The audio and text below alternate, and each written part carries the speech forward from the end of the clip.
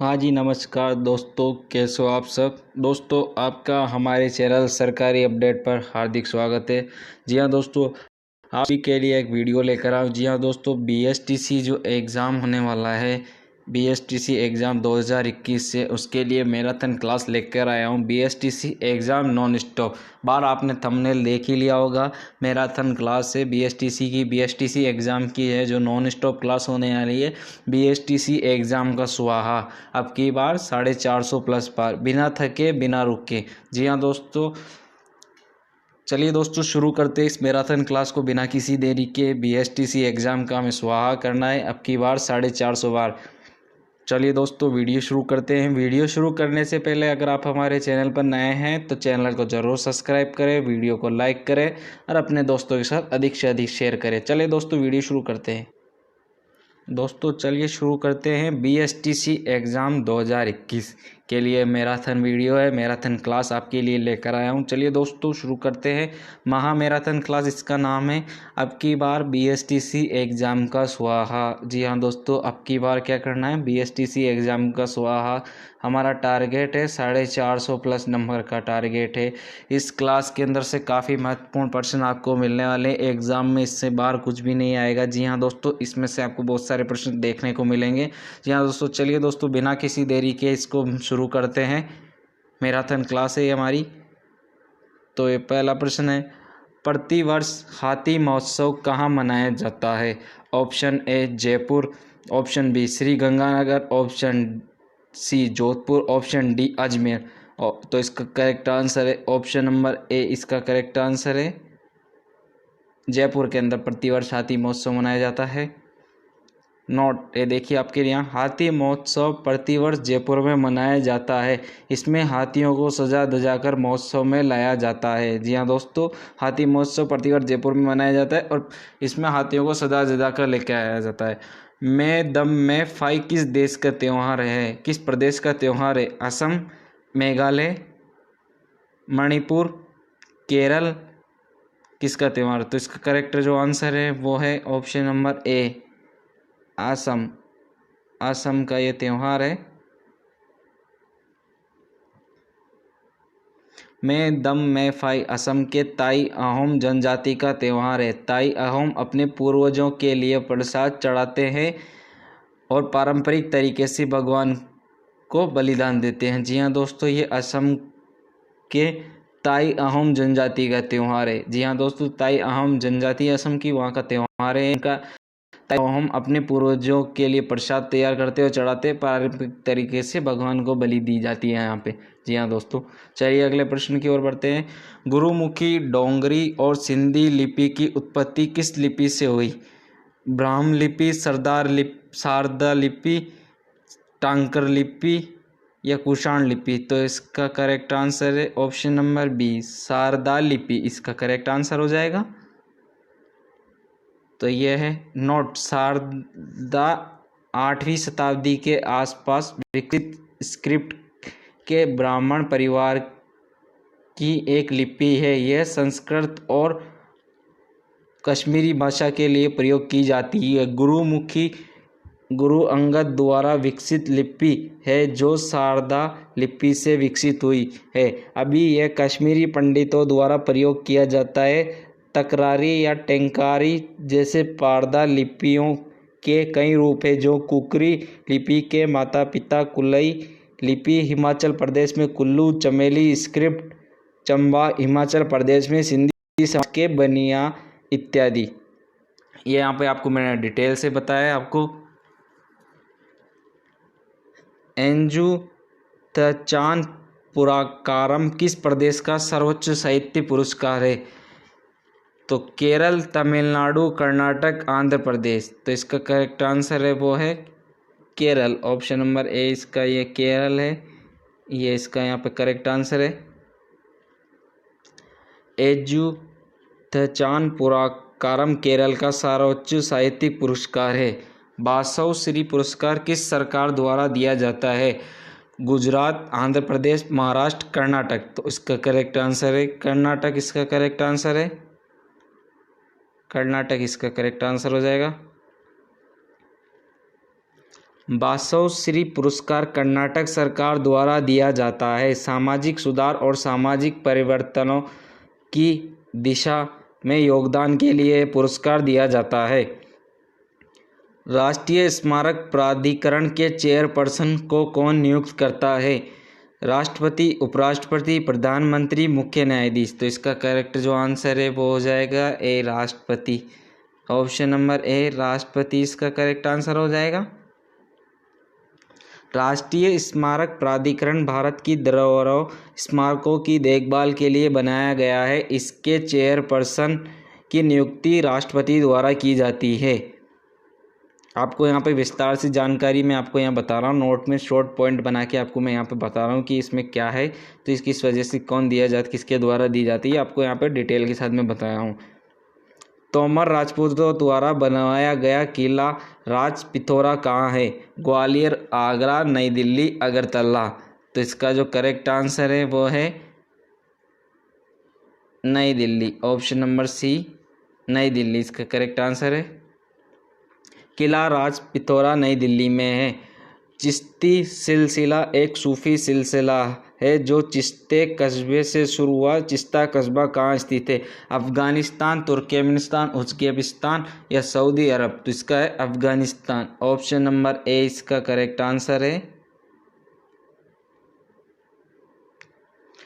चिश्ता कस्बा अफगानिस्तान के हेरात प्रांत में स्थित है, एक कस्बा है। इसकी स्थापना 930 ईस्वी में अबू इशाक शमी ने की। पश्चिमी एशिया लौटने से पहले उन्होंने स्थानीय अमीर अबू अहमद अब्दुल के बेटे को प्रशिक्षित और नियुक्त किया, जिनके नेतृत्व में चिश्तिया क्षेत्रीय रहस्यमय आदेश के रूप में विकसित हुई। चिश्ती सिलसिला की भारत में स्थापना ख्वाजा मोइनुद्दीन चिश्ती ने की। इस सिलसिले के अन्य प्रमुख संत कुतुबुद्दीन बख्तियार काकी, फरीदुद्दीन गजशंकर, निजामुद्दीन औलिया और अलाउद्दीन अली अहमद शबीर कल्याणी थे। द्वितीय बुद्ध किसे कहा जाता है? पद संभव, मैत्रेय, अवलोकितेश्वर, अश्वघोष पद। तो इसका करेक्ट आंसर है ऑप्शन नंबर ए, इसका पदम संभव इसका करेक्ट आंसर है मित्रों। दादा साहेब फाल्के पुरस्कार की शुरुआत कब हुई? 1963, 1966, 1969 या 1970। तो इसका जो करेक्ट आंसर है ऑप्शन नंबर सी, 1969 इसका करेक्ट आंसर है।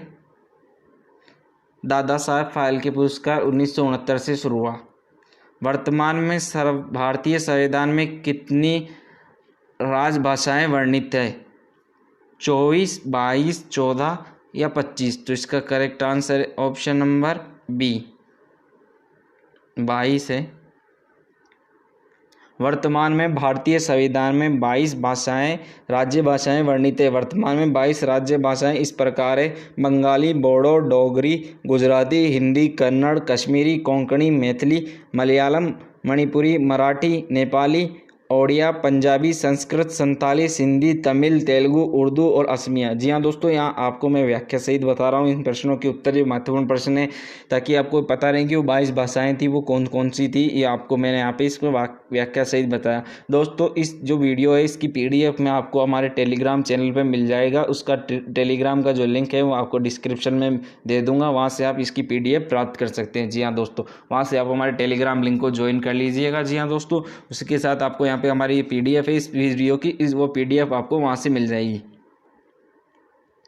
भारतीय संविधान में राज्य भाषाएं किस अनुसूची में वर्णित है? अनुसूची 5, अनुसूची 6, अनुसूची 7, अनुसूची 8। तो इसका करेक्ट आंसर है अनुसूची 8, ऑप्शन नंबर डी। तो इसका 8 है, ऑप्शन नंबर डी इसका करेक्ट आंसर है। भारतीय संविधान की 8वीं अनुसूची में 22 भाषाएं वर्णित है। इसमें मूल रूप से 14 भाषाएं वर्णित थी। वर्ष 2003 में मैथिली, डोगरी, बोडो और संथाली भाषाओं को 8वीं अनुसूची में जोड़ा गया। निम्न में से कौन सा कथन राजकीय भाषाओं के संदर्भ में सही नहीं है? संविधान के भाग 17 में अनुच्छेद 343 से 351 राजभाषा से संबंधित है। जब तक राष्ट्रपति कोई अन्यथा व्यवस्था ना दे उच्चतम न्यायालय के कार्य अंग्रेजी में होंगे। राज्य भाषा अधिनियम को 1963 में पास किया गया था। देवनागरी लिपि में लिखी जाने वाली हिंदी संघ की भाषा है। तो इसका करेक्ट जो आंसर है ऑप्शन नंबर बी हो जाएगा। जब तक राष्ट्रपति कोई अन्यथा व्यवस्था ना दे उच्चतम न्यायालय के कार्य अंग्रेजी में होंगे। जब तक संसद कोई अन्यथा व्यवस्था न दे और उच्चतम न्यायालय और उच्च न्यायालय के कार्य अंग्रेजी भाषा में ही होंगे। जी हाँ दोस्तों, ये इसकी व्याख्या है, यहाँ पे मैं आपको बता दिया शॉर्ट तरीके से। निम्न में से कौन सा अनुच्छेद सुमेलित नहीं है? अनुच्छेद 343 संघ की राजभाषा, अनुच्छेद 344 राजभाषा पर संसदीय समिति एवं आयोग, अनुच्छेद 345 राज्य की राजभाषा, अनुच्छेद 351 उच्चतम न्यायालय और उच्च न्यायालय के लिए राजभाषा। तो इसका करेक्ट आंसर है वो हो जाएगा ऑप्शन नंबर डी, अनुच्छेद 351 उच्चतम न्यायालय और उच्च न्यायालयों के लिए राजभाषा। तो ये इसका सही सुमेलित नहीं है। व्याख्या, अनुच्छेद 351 का संबंध हिंदी भाषा के विकास के लिए विनिर्देश से है, न कि उच्चतम न्यायालय और उच्च न्यायालय के लिए राजभाषा। तो यहाँ दोस्तों मैंने आपको यहाँ पे व्याख्या सहित बता दी मैंने आपको यहाँ पे कि इसका संबंध किस हिसाब से है। तो मैंने आपको बता दूं कि किससे इसका संबंध है, यहाँ पे मैंने आपको सब कुछ बता दिया है। निम्न में से किस से ये अधिकार है कि वह हिंदी अथवा किसी अन्य भाषा को उच्च न्यायालय की कार्रवाई की भाषा का दर्जा दे सके? तो ऑप्शन नंबर ए, संसद का कोई भी सदन, किसी राज्य का राज्यपाल ऐसा कर सकता है लेकिन उसे राष्ट्रपति की पूर्व अनुमति लेनी होगी, सुप्रीम कोर्ट का न्यायाधीश। तो इसका करेक्ट आंसर है ऑप्शन नंबर सी, राज्यपाल ऐसा कर सकता है लेकिन उसे राष्ट्रपति की पूर्व अनुमति लेनी होगी। अब इसकी व्याख्या है, मैं आपको यहाँ बता देता हूँ। किसी राज्य का राज्यपाल राष्ट्रपति की पूर्व अनुमति से, किसी राज्य का राज्यपाल राष्ट्रपति की पूर्व अनुमति से हिंदी अथवा किसी अन्य भाषा को उच्च न्यायालय की कार्रवाई की भाषा का दर्जा दे सकता है। यदि किसी व्यक्ति को उच्चतम न्यायालय में कोई जनहित याचिका लगानी हो तो वह याचिका किस भाषा में लिखी होनी चाहिए? तो इसका आंसर है, पहले मैं आपको ऑप्शन पढ़ के बता दूं। 22 भाषाओं में से किसी भी भाषा में याचिकाकर्ता अपनी मातृभाषा में, केवल अंग्रेजी भाषा में, केवल हिंदी या अंग्रेजी में। तो इसका जो करेक्ट आंसर है ऑप्शन नंबर सी है, केवल अंग्रेजी भाषा में। संसद में ने उच्चतम न्यायालय में हिंदी के प्रयोग के लिए कोई व्यवस्था नहीं की है, अतः उच्चतम न्यायालय केवल उन्हीं याचिकाओं के सुनता है जो कि अंग्रेजी में हो। जी हाँ दोस्तों, संसद में उच्चतम न्यायालय में हिंदी के प्रयोग के लिए कोई व्यवस्था नहीं की है, अतः उच्चतम न्यायालय केवल उन्हीं याचिकाओं के सुनता है जो कि अंग्रेजी में हो। निम्न में से कौन सुमेलित है? राज्य और राज्य भाषा, आंध्र प्रदेश तेलुगु, केरल तमिल, गोवा अंग्रेजी, जम्मू कश्मीर और कश्मीरी। तो इसका है जो करेक्ट आंसर है वो है option number A, Andhra Pradesh Telugu. Option number A इसका करेक्ट आंसर है। व्याख्या, केवल आंध्र प्रदेश की राजकीय भाषा तेलुगु सुमेलित है, इसके अलावा अन्य विकल्पों में लिखी गई भाषा सुमेलित नहीं है। यहाँ पे मैंने आपको बता दिया, केवल आंध्र प्रदेश की राजकीय भाषा तेलुगु सुमेलित है, इसके अलावा अन्य विकल्पों में लिखी गई भाषा सुमेलित नहीं है। अरुणाचल प्रदेश में कौन सी मुख्य क्षेत्रीय भाषा है? अरुणाचल प्रदेश में कौन सी मुख्य क्षेत्रीय भाषा है? असमिया, बोडो, अंग्रेजी, डोगरी। तो इसका करेक्ट आंसर है वो है अंग्रेजी। ऑप्शन नंबर सी इसका करेक्ट आंसर है। व्याख्या है, मेघालय, अरुणाचल प्रदेश और नागालैंड में राज्य की मुख्य क्षेत्रीय भाषा है। जी हाँ दोस्तों, यहाँ पे मेघालय, अरुणाचल प्रदेश और नागालैंड में राज्य की मुख्य क्षेत्रीय भाषा अंग्रेजी है। डोगरी भाषा भारत के किस राज्य में बोली जाती है? जम्मू और कश्मीर प्रांत, पुदुचेरी, अंडमान और निकोबार द्वीप समूह, नागालैंड। तो इसका जो करेक्ट आंसर है ऑप्शन नंबर ए है, जम्मू और कश्मीर प्रांत। ये ऑप्शन नंबर ए इसका करेक्ट आंसर है। डोगरी भारत के जम्मू और कश्मीर प्रांत में बोली जाने वाली एक भाषा है। वर्ष 2003 में इसे 92वें संविधान संशोधन अधिनियम के द्वारा भारतीय संविधान की 8वीं अनुसूची में शामिल किया गया था? निम्न में से कौन सी भाषा भारतीय संविधान की 8वीं अनुसूची में वर्णित नहीं है? नेपाली, कश्मीरी, सिंधी, अंग्रेजी। तो इसका करेक्ट आंसर है ऑप्शन नंबर डी है। ऑप्शन नंबर डी है, अंग्रेजी भाषा भारतीय संविधान की 8वीं अनुसूची में वर्णित नहीं है। इसके अलावा प्रश्न में दी गई सभी भाषाएं वर्णित हैं। बौद्ध धर्म के संस्थापक बुद्ध का मूल नाम क्या है? सिद्धार्थ, दुष्यंत, समारा, महात्मा। तो इसका जो करेक्ट आंसर है ऑप्शन नंबर ए है, सिद्धार्थ। अरब सागर की रानी? बॉम्बे, अंडमान, कोचीन, गोवा। तो इसका करेक्ट आंसर है बॉम्बे, ऑप्शन नंबर ए। भारत का सिलिकॉन शहर कहलाता है? बेंगलोर, गोवा, जयपुर, दिल्ली। तो सिलिकॉन सिटी के नाम से जो जाना जाता है वो है बेंगलोर, ऑप्शन नंबर ए। ध्वनि और ध्वनि तरंगों का अध्ययन कहलाता है? मैकेनिकल, तकनीकी, ध्वनिकी, ध्वनि तरंगे। तो इसका करेक्ट आंसर है ऑप्शन नंबर सी।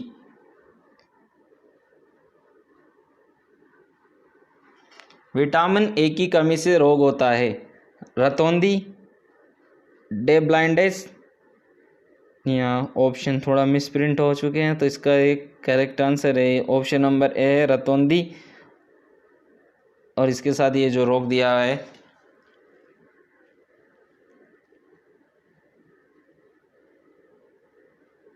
जीरो पातिलेमा।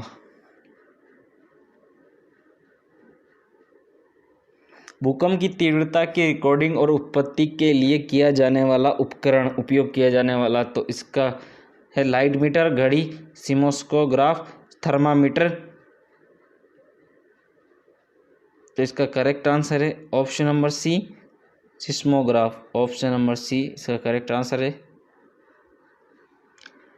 ध्वनि स्तर जबकि एक रॉकेट ले रहा है 130 डीबी, 120 डीबी, 115 डीबी, 110 डीबी। तो इसका करेक्ट आंसर है ऑप्शन नंबर ए।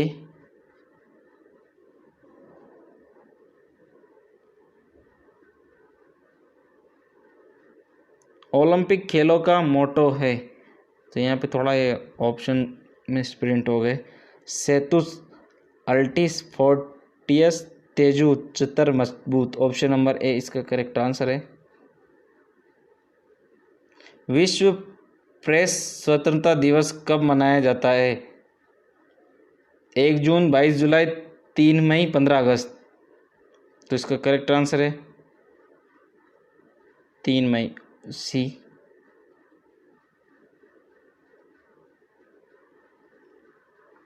संयुक्त राष्ट्र संगठन का मुख्यालय किस पर? Canada, Spain, New York, Japan.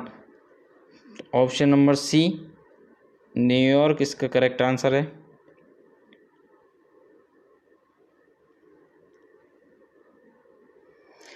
चेल हिल स्टेशन भारत के निम्न स्थानों में से कहाँ स्थित है? हिमाचल प्रदेश, मध्य प्रदेश, अरुणाचल प्रदेश या उत्तर प्रदेश। तो इसका करेक्ट आंसर है वो है हिमाचल प्रदेश। हिमाचल प्रदेश चेल हिल स्टेशन समुद्र तल से लगभग 2250 मीटर की ऊंचाई पर स्थित है, जो कि हिमाचल प्रदेश का एक खूबसूरत हिल स्टेशन मुख्य रूप से पोलो और क्रिकेट प्रेमियों का पसंदीदा स्थल माना जाता है।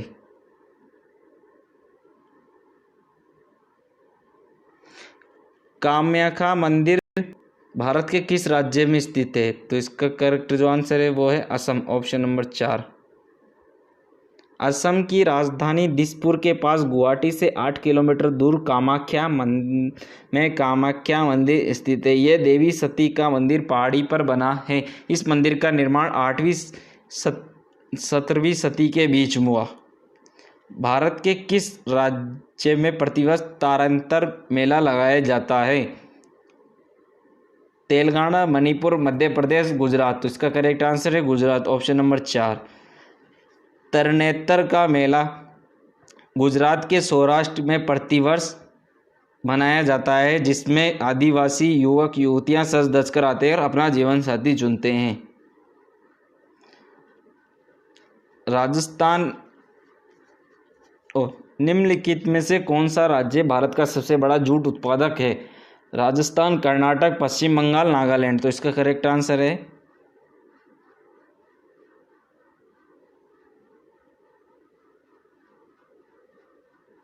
पश्चिम बंगाल। इसका करेक्ट आंसर है ऑप्शन नंबर 3 पश्चिम बंगाल। पश्चिम बंगाल राज्य भारत का सबसे बड़ा जूट उत्पादक राज्य है। जूट की फसल के लिए 20 से 40 डिग्री सेल्सियस का तापमान और गर्म व उच्च आर्द्र जलवायु का मौसम उपयुक्त माना जाता है। निम्नलिखित में से झारखंड के सिंहभूमि जिला के जादूगोड़ा में किसकी महत्वपूर्ण खान है? तो इसका जो करेक्ट आंसर है वो है मैग्नीज, यूरेनियम, कोयला, पन्ना। तो यूरेनियम इसका करेक्ट आंसर है ऑप्शन नंबर 2। यूरेनियम जो कि एक केमिकल एलिमेंट रासायनिक तत्व है। झारखंड के सिंहभूम जिला के जादूगोड़ा में इसकी महत्वपूर्ण खान है जिसका प्रतीक यू परमाणु संख्या 92 है। निम्नलिखित में से कौन सा जिला मध्य प्रदेश राज्य के चंबल संभाग के तीनों जिलों में नहीं है? छिंदवाड़ा, मुरैना, श्योपुर, भिंड। तो इसका करेक्ट आंसर है छिंदवाड़ा। मध्य प्रदेश राज्य का छिंदवाड़ा जिला चंबल संभाग के तीनों जिलों मुरैना, श्योपुर और भिंड नहीं है। भारत की पहली पूर्ण अवधि वाली टॉकी फिल्म कौन सी थी? इंद्र सभा, सीरी फरियाद, भक्त प्रहलाद, आलम आरा। तो इसका जो करेक्ट आंसर है वो है आलम आरा। आलम आरा है यहाँ पे। तो इसका ऑप्शन जो है वो आप देख सकते हैं, ऑप्शन नंबर 4 है। विस्तार से आपको यहाँ को जानकारी देता हूँ। आलम आरा 1931 की भारतीय फिल्म थी जिसका निर्देशन अर्देशीरी ईरानी ने किया था। ये पहली भारतीय साउंड फिल्म थी। ये भारत की पहली पूर्ण अवधि वाली टॉकी फिल्म। निम्नलिखित में से कौन सा क्षेत्र भारत का सबसे बड़ा कोयला क्षेत्र है? तालचेर, येलांदू, रामपुर, झारिया। तो इसका करेक्ट आंसर है वो है झारिया। तो झारखंड राज्य का झारिया भारत का सबसे बड़ा कोयला क्षेत्र है। झारखंड राज्य में झारिया 15वां सबसे बड़ा शहर था। झारिया अपने समृद्ध कोयला संसाधनों के लिए प्रसिद्ध है जिसका इस्तेमाल कोक बनाने के लिए किया जाता है। निम्न में से कौन सा भारत में सबसे बड़ा नदी द्वीप है? द्वीप, दीवार द्वीप, माजुली द्वीप, गुंडू द्वीप। तो ये माजुली द्वीप इसका जो करेक्ट आंसर है।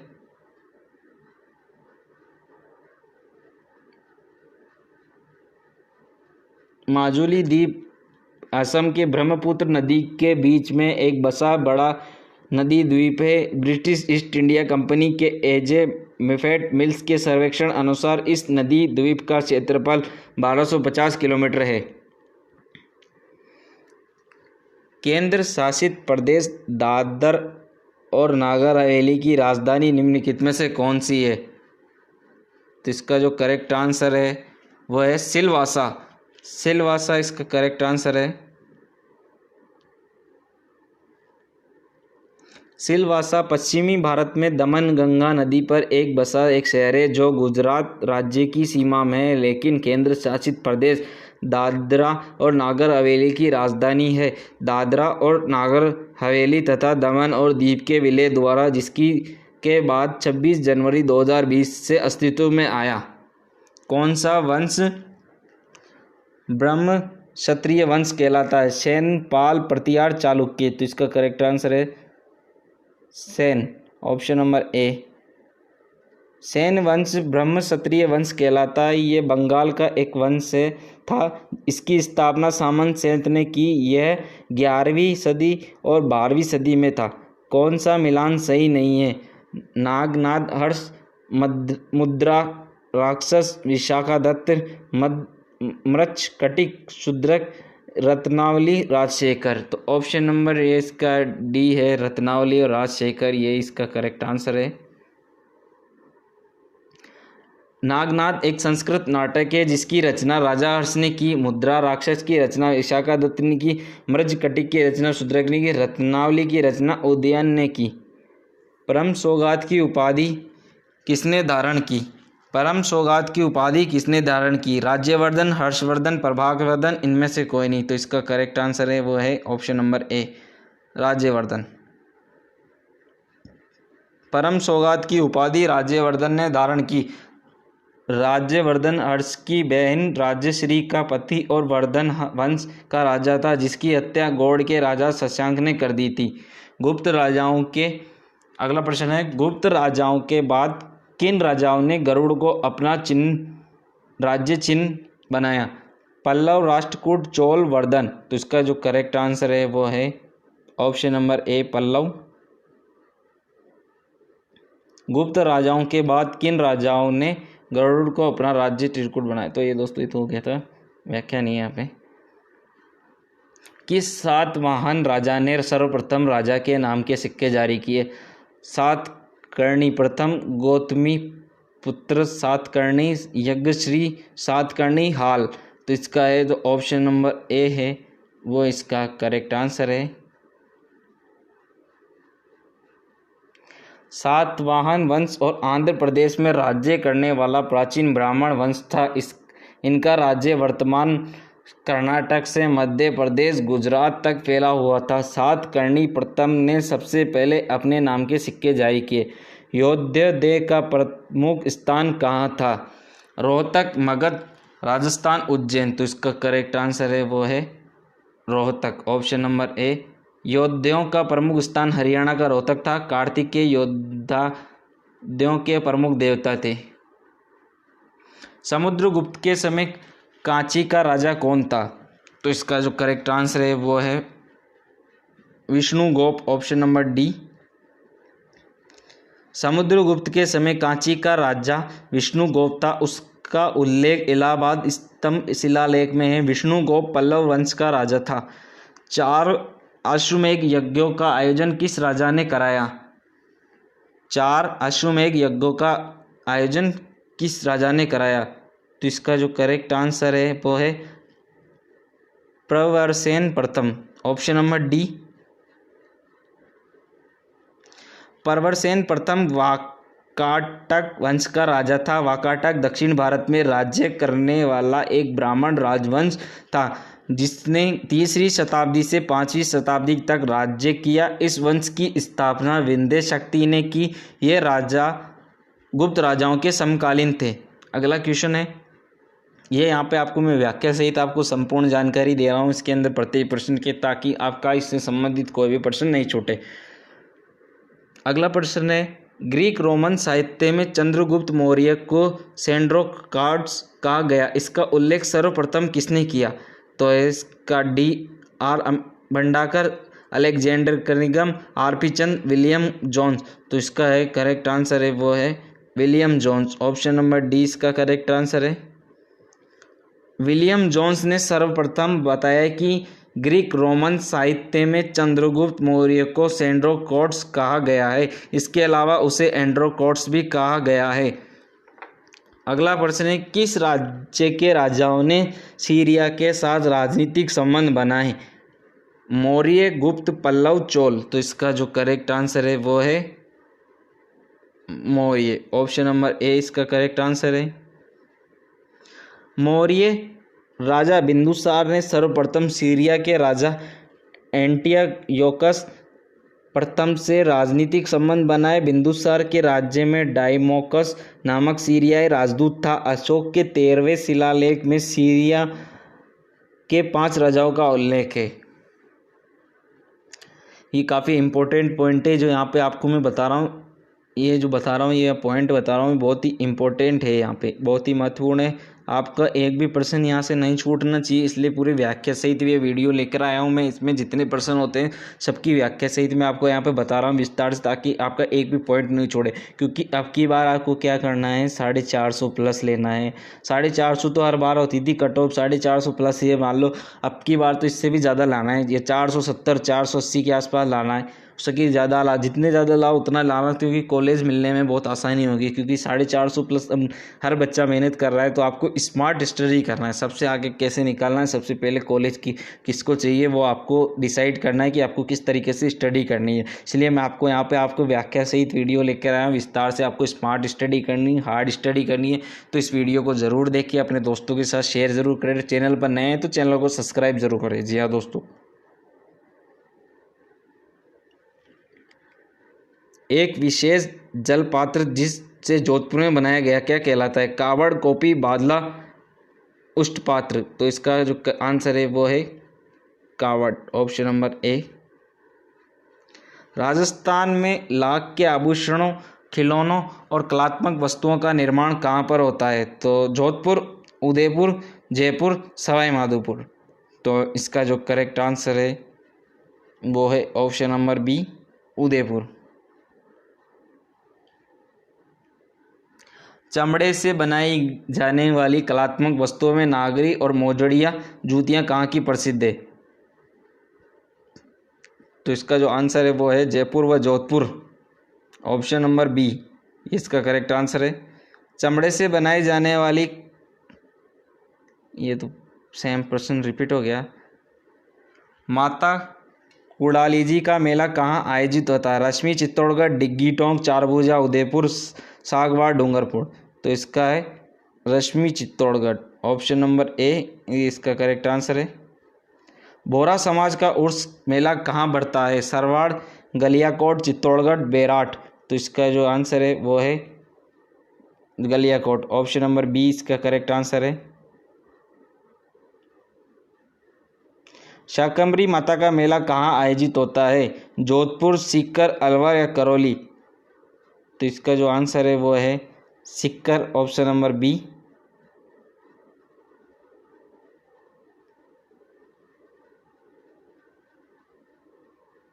राजस्थान के लोक देवता बाबा रामदेव जी का जन्म किस स्थान पर हुआ? तो यह इसका जो आंसर है वो है ओडू Kashmir, option number C. Rajasthan के किस लोक देवता ने कामड़िया पंथ चलाया? तो इसका जो है करेक्ट आंसर है वो है ऑप्शन नंबर सी, रामदेव जी ने। तेरह ताली नृत्य मुख्य रूप से किसके द्वारा किया जाता है? भील जाति की महिलाओं द्वारा, कामड़ जाति की महिलाओं द्वारा, मीणा जाति की महिलाओं द्वारा, या इनमें से कोई नहीं। तो इसका है कामड़ जाति की महिलाओं द्वारा, ऑप्शन नंबर बी है, ये इसका करेक्ट आंसर है। बाबा रामदेव के मेघवाल भक्तों को कहा जाता है? देवभक्त, रिखिया, कामड़ या जखमा। तो इसका करेक्ट आंसर है ऑप्शन नंबर बी।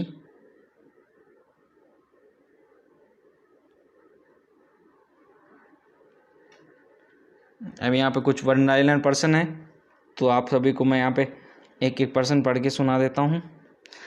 1829 में राजस्थान के लिए राजस्थान नामकरण किसने अपनी प्रसिद्ध कृति में किया? तो उत्तर है इसका कर्नल जेम्स टोड।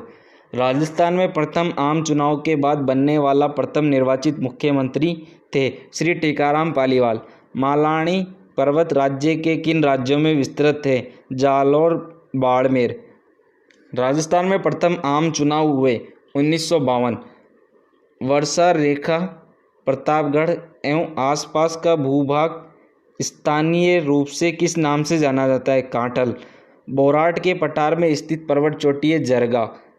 दोस्तों ये वन लाइनर प्रश्न है, काफ़ी इंपॉर्टेंट होने वाले हैं आपके लिए, काफ़ी महत्वपूर्ण साबित होने वाले हैं आपके, जो आपको बीएसटीसी का जो एग्ज़ाम है होने वाला है उसके अंदर आपको बहुत ही महत्वपूर्ण साबित होने वाले हैं आपके लिए। रामबाण औषधि के महत्वपूर्ण जड़ी बूटी वाले प्रश्न हैं, एक तरह से ये आपको एग्ज़ाम में अच्छा स्कोर प्राप्त करने का में सहायता करेंगे।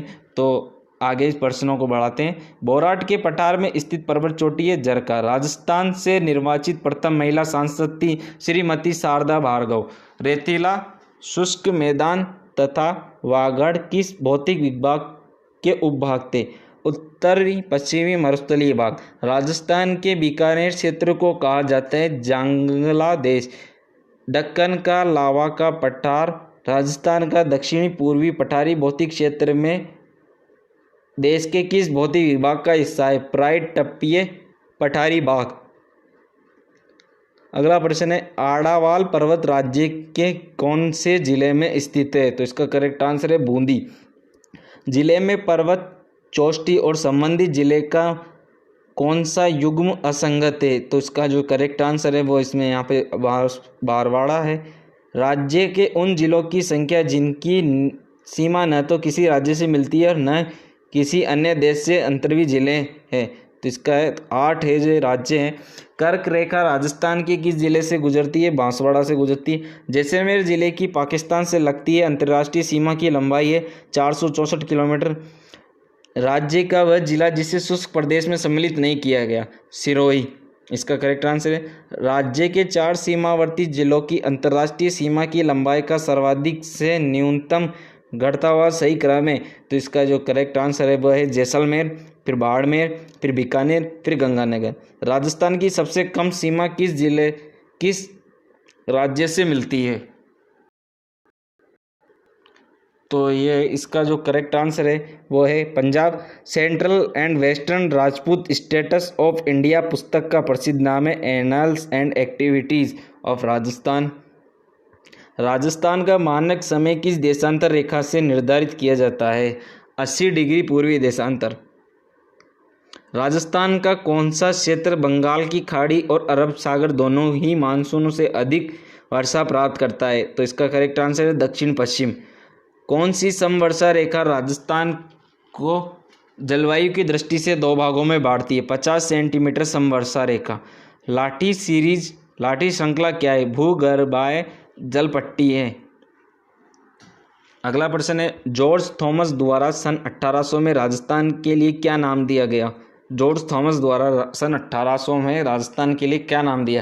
राजपूताना। दोस्तों आप सभी को ये बहुत ही ईजी प्रश्न लग रहे हैं, लेकिन ये प्रश्न काफ़ी बार परीक्षा में पूछे गए हैं, विभिन्न प्रतियोगिता परीक्षा में पूछे गए, बीएसटीसी में कई बार, पीटीटी में पिछले वर्षों में कई बार ये प्रश्न पूछे गए हैं, इसलिए मैं आप सभी के लिए ये प्रश्न लेके आया हूँ, बहुत ही इंपॉर्टेंट है। इसकी पीडीएफ की आप चिंता ना करें, इसकी पीडीएफ आपको मैं डिस्क्रिप्शन में टेलीग्राम का लिंक दिया हूँ, आपको हमारे टेलीग्राम चैनल पर आपको अवेलेबल हो जाएगी, वहाँ से आप इसको अच्छे से देख सकते हैं। वीडियो अगर एक बार अच्छे से देख लीजिए, बाकी आपको पढ़ने के लिए आपको इसको अच्छे से, ताकि एक बार फटाफट रिवाइज कर जाए, वीडियो को आप अच्छे से देख लीजिएगा, एक बार कंप्लीट समझ लीजिए। मैं आपको वहाँ पे सारी व्याख्या सहित बता रहा हूँ, उसके बाद आपको मैं पीडीएफ आपको हमारे टेलीग्राम लिंक पर अवेलेबल हो जाएगी, वहाँ पे उपलब्ध करा दी जाएगी। टेलीग्राम का लिंक हमारे डिस्क्रिप्शन में दिया गया है, इस वीडियो के डिस्क्रिप्शन में आपको मिल जाएगा, वहाँ से आप प्राप्त कर लीजिएगा और वहाँ से जाकर पीडीएफ को देख के अच्छे से पढ़ लीजिए, ताकि आपका अच्छा स्कोर प्राप्त कर सके।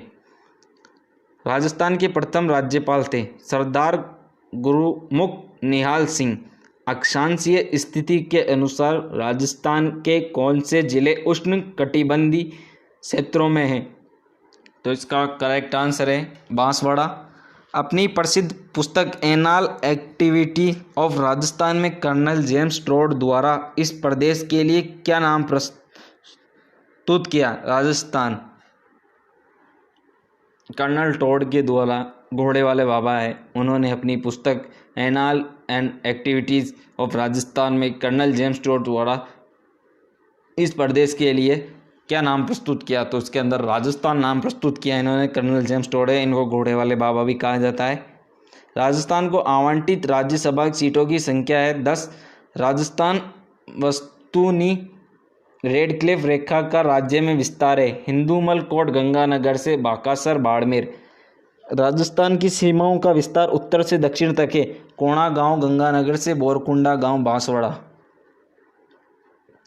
राज्य का वह जिला जिसकी सीमा पंजाब एवं पाकिस्तान से मिलती है? गंगानगर। राजस्थान के दक्षिणी पूर्वी पठारी भाग सामान्य ढाल है, दक्षिण से उत्तर पूर्व।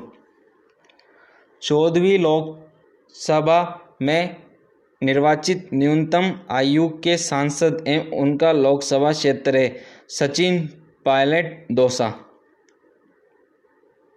अरावली पर्वतमाला राजस्थान वेग दक्षिण पश्चिम में किस जिले से प्रारंभ होकर उत्तर पूर्व में खेतड़ी तक जाते थे? तो तो इसका जो आंसर है वो है सिरोही।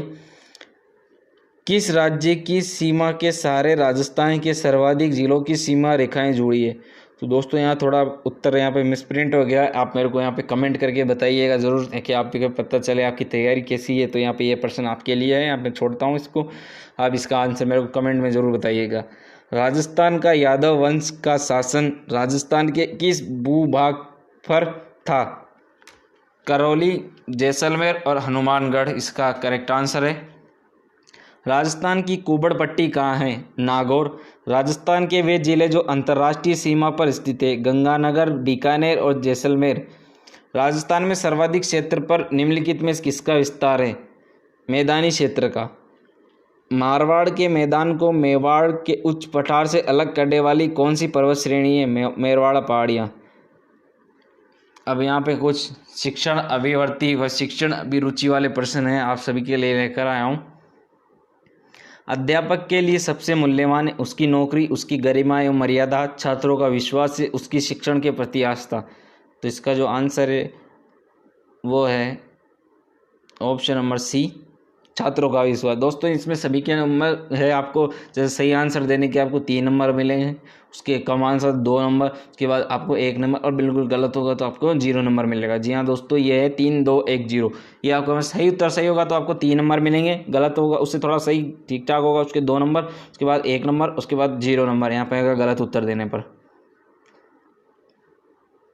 अच्छा अध्यापक वह है जो मेधावी व परिश्रमी हो, अपने विद्यार्थियों से सच्ची लगन रखता हो, सदा जीवन व्यतीत करता हो, अपने विषय में प्रवीण हो। तो इसका यहाँ पर जो करेक्ट आंसर है बिल्कुल वो है ऑप्शन नंबर बी। शिक्षा के प्रचार एवं प्रसार से लोकतंत्र मजबूत होता है, अंधविश्वास में कमी आती है, आर्थिक विकास की दरें बढ़ती है, ये सभी।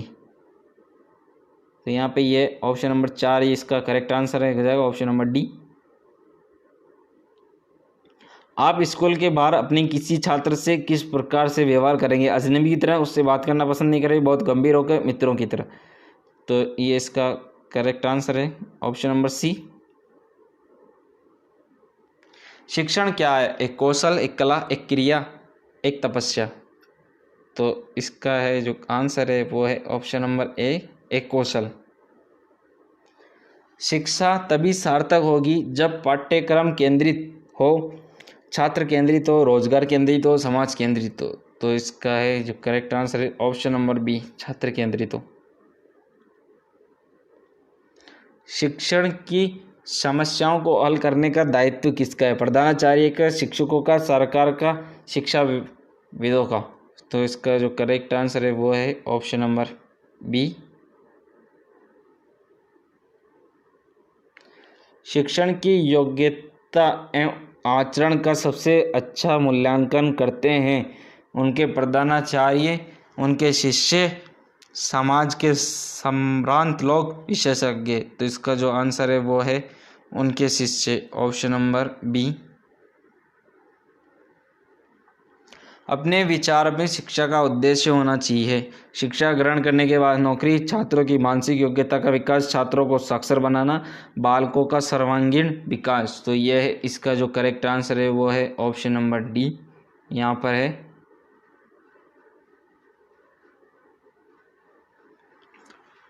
पाठ्यक्रम निर्माण में किस बात को मुख्य रूप से ध्यान में रखना चाहिए? शिक्षणों के उद्देश्यों को, छात्रों की आवश्यकताओं, रुचियों एवं योग्यताओं को, शिक्षण अनुसंधानों को, ए और बी दोनों। तो यहाँ पे आंसर है ए और बी दोनों, ऑप्शन नंबर डी। एक प्रधानाचार्य को होना चाहिए छात्रों के लिए प्रेरणादायक, अध्यापकों की समानता का भाव रखने वाला, कुशल प्रबंधक, ये सभी। तो यहाँ पे इसका जो आंसर है वो है ये सभी, ऑप्शन नंबर डी। आपके अनुसार शिक्षण की योजना पद्धति होनी चाहिए शिक्षक केंद्रीय, प्रोजेक्ट केंद्रीय, पाठ्य पुस्तक केंद्रीय, बालक केंद्रीय। तो ऑप्शन नंबर डी यहाँ पर जो इसका जो करेक्ट आंसर है। एक अध्यापक का श्रेष्ठ गुण है अध्यापक के प्रति पूर्ण समर्पण, अध्यापक के प्रति उच्च चरित्र, अध्यापक के प्रति उच्च व्यवहार, अध्यापक की धर्मनिरपेक्षता। तो यहाँ पर जो करेक्ट आंसर है वो है ऑप्शन नंबर ए, अध्यापक के प्रति पूर्ण समर्पण। अध्यापक मुख्य रूप से किसके प्रति जवाबदेह होता है? समाज तथा छात्रों के प्रति, प्रधानाचार्य के प्रति, अभिभावकों के प्रति, सरकार के प्रति। तो इसका जो करेक्ट आंसर है वो है ऑप्शन नंबर ए। ग्रामीण अंचलों में बच्चों के स्कूल से भागने तथा पढ़ाई छोड़ने के कारण स्कूल का नीरस वातावरण, छात्रों की बाल श्रमिक बनने की लालसा, छात्रों का अध्यापकों से डरना, यह सभी। तो इसका जो करेक्ट आंसर है वो है स्कूल का नीरस वातावरण, ऑप्शन नंबर ए।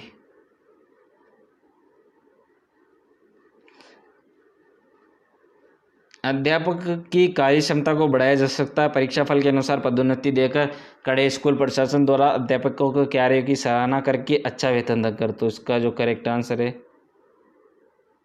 वो है ऑप्शन नंबर सी। शिक्षा व्यक्ति एवं सत्ता का स्रोत है, महिलाओं के लिए, पिछड़ा वर्ग के लिए, बालकों के लिए, ए और बी दोनों। ऑप्शन नंबर डी, ए और बी दोनों। भारत में शिक्षित बेरोजगारी का प्रमुख कारण है सरकार की रोजगारी के लिए ठोस नीति का न होना, शिक्षा का व्यापक प्रसार होना, उद्देश्यहीन शिक्षा, घटिया स्तर की शिक्षा। तो इसका यहाँ पे जो आंसर है वो है ऑप्शन नंबर सी। ये यहाँ पे इसका आंसर है। हमें शिक्षा ग्रहण करनी चाहिए क्योंकि व्यक्तियों को विद्वान बनाती है, व्यक्ति को स्वावलंबी बनाती है, व्यक्तियों को अर्थोपार्जन योग्य बनाती है, यह सभी। तो इसका जो करेक्ट आंसर है वो है ऑप्शन नंबर बी। किस प्रकार का कक्षा नेतृत्व सबसे उच्चतम माना गया है? प्रभुत्ववादी, सभी का मिलाजुला रूप, लोकतांत्रिक, प्रयोजनवादी। तो इसका जो करेक्ट आंसर है वो है यहाँ पे ऑप्शन नंबर सी, लोकतांत्रिक, ऑप्शन नंबर सी।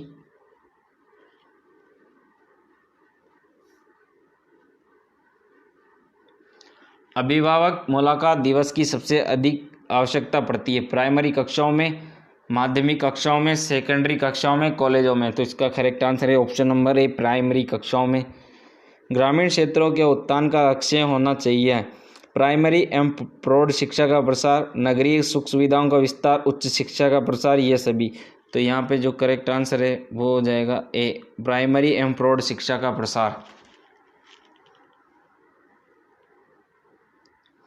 प्रधानाचार्य अपने अध्यापकों से आशा करता है समर्पण एवं निष्ठा की, आज्ञा पालन भाव की, योग्यता एवं ज्ञान की, यह सभी। तो इसका जो यहाँ पे करेक्ट आंसर है ऑप्शन नंबर डी, ये सभी। अभिभावक अपने बालकों के लिए अध्यापकों से आशा करते हैं निष्पक्ष व्यवहार की, सहानुभूति एवं प्रेम की, योग्यता एवं ज्ञान की। तो इसका करेक्ट आंसर है ए एवं बी, ऑप्शन नंबर डी, ए व बी।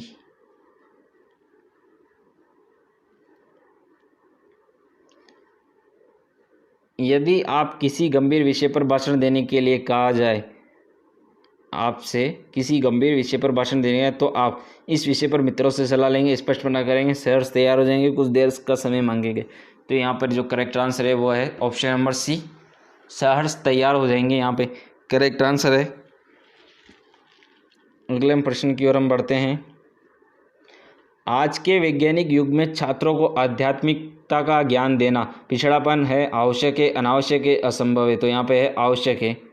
यहाँ मैंने ग्रीन बना रखे आंसर को ताकि आपको दिक्कत न आए। मैं अगर टिक करके भी नहीं बताऊँ तो आपको विद्यालय के सभी कार्यक्रमों में भाग लेना चाहिए क्योंकि इससे सीखने का अवसर मिलता है, व्यक्तित्व का विकास होता है, आत्मविश्वास के विकास में सहायता मिलती है। इसके साथ ये सभी, तो ये सभी है, इसके अंदर आंसर है। किसी भी विषय वस्तु को छात्रों को सरलता से सिखाने के लिए अध्यापक का सर्वाधिक गुण होना चाहिए। तो आत्मविश्वास, विषय वस्तु का ज्ञान, प्रभावी अभिव्यक्ति सह देता है, प्रभावी अभिव्यक्ति, ऑप्शन नंबर सी इसका करेक्ट आंसर है। विद्यालय में खेलों के आयोजन का उद्देश्य होता है छात्राओं को किसी कार्य में लगाना, शरीर को हष्टपुष्ट बनाना, प्रतियोगी खेलों के लिए तैयारी करना, बालक का सर्वांगीण विकास। तो ऑप्शन नंबर डी, बालक का सर्वांगीण विकास यहाँ पर इसका करेक्ट आंसर है। एक छात्र की दृष्टि से विद्यालय में छात्र संगठन के बारे में आपकी धारणा, इनसे कोई लाभ नहीं है, विद्यालय में दादागिरी फैलती है, शिक्षकों के अन्याय के विरुद्ध लड़ने का एक साधन है, छात्रों में नेतृत्व की भावना बढ़ती है। तो ऑप्शन नंबर डी, यहाँ पर जो करेक्ट आंसर है इसका।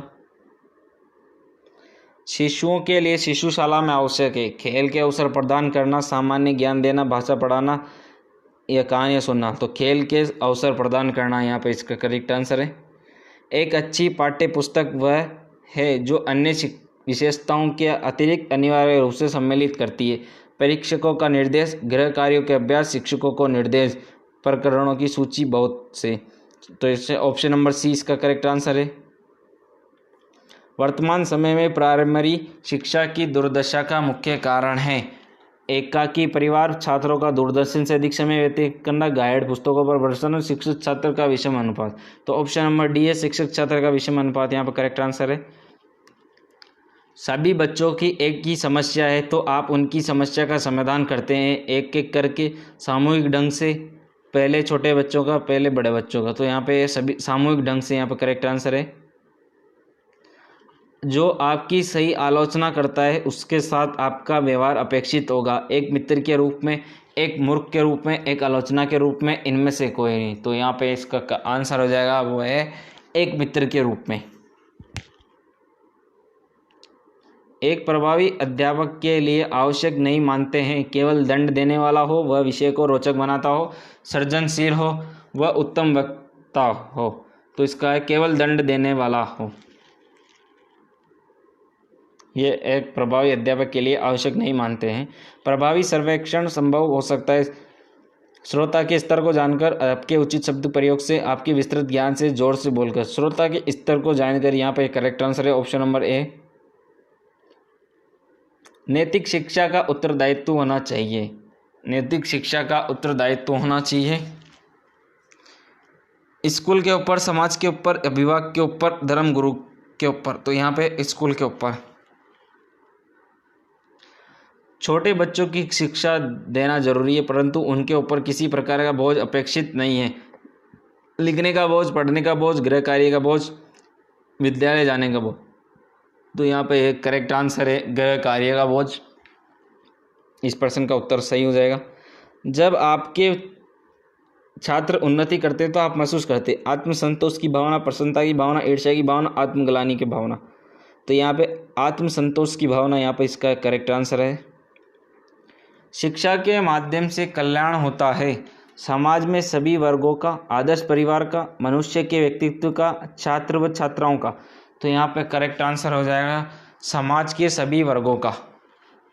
जी हाँ दोस्तों, यहाँ पर करेक्ट आंसर हो जाएगा समाज के सभी वर्गों का।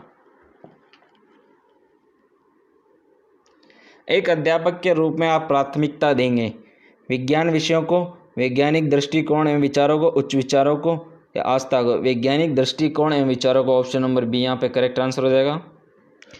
आपके अध्यापन करते समय यदि कोई छात्र आपकी त्रुटियों की ओर संकेत करती है तो आप छात्रा को कक्षा के बाद मिलने के लिए कहेंगे, छात्रा को चुप रहने के लिए कहेंगी या स्वीकार कर लेंगी, दूसरे दिन अच्छी तैयारी करके जाएंगी। तो यहाँ पे स्वीकार कर लेंगी, यहाँ पे इसका करेक्ट आंसर। आपको मालूम हुआ कि आपके प्रधानाचार्य संस्था में कुछ गलत कार्य कर रहे हैं तो आप उच्च अधिकारी को शिकायत करेंगे, उन्हें समझाने का प्रयास करेंगे, उस तरफ से अनदेखी करेंगे, साथियों से परामर्श करके कोई निर्णय लेंगे, उन्हें समझाने का प्रयास करेंगे। ऑप्शन नंबर बी यहाँ पे करेक्ट आंसर है।